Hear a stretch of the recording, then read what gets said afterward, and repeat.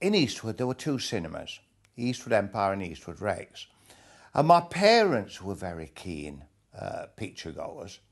And they took me at the age of 6, and we used to go to each cinema each week. So that meant we went twice a week. And of course, we went to see everything. We never said we won't go this week because we don't think it'll be very good. It was just, it was a ritual really. And of course, we'd have the main feature, we'd have a B movie, we'd have cartoons, trailers, and there were continuous performances. So you could sit around, and if you wanted to see a film twice, there was nobody prohibiting that. So it's quite different to the present day. So I did see a lot of Errol Flynn films. I saw a lot of Tarzan films, musicals, anything that was being shown, really. I went with my dad to watch films, and my middle sister went with my mum to watch films. And I'd say to my dad, "It's not a war film, is it?"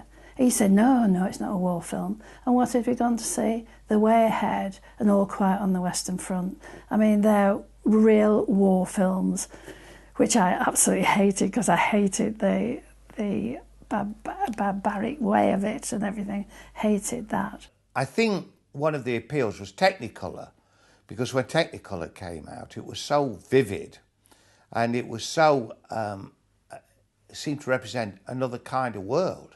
Seeing the wonderful musicals with Gordon McRae and people like that, which I absolutely loved, coming out with my mother and dancing down the middle of the road, which shows how little traffic there was, doesn't it?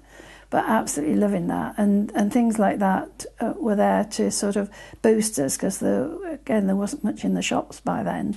Well, at home, it would be a lot of radio. And also, of course, gramophone records. We used to have this wind-up record player, played 78 records. And I got an auntie living nearby who was quite an accomplished pianist.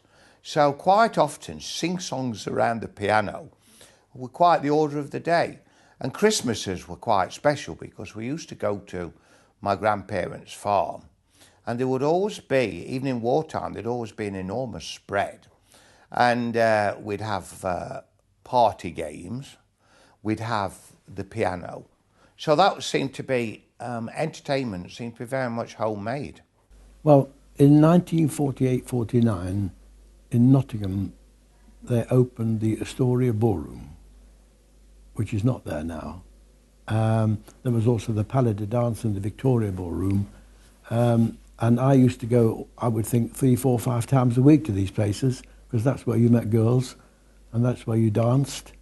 I don't think I was ever what you would call a formal ballroom dancer, but I did enjoy dancing, and I enjoyed, in those places, listening to the music at the orchestra. They were all live in those days. As a matter of fact, if I just remembered, in the Astoria Ballroom, I actually became a disc jockey there, and used to play records, because I had all the records, all the jazz big band records. I used to play them in the intervals. You went with the boys and met the girls, and you bought a drink, and everybody had a drink. I think I used to, gin and orange juice, I think is what I had. I'm not sure about that.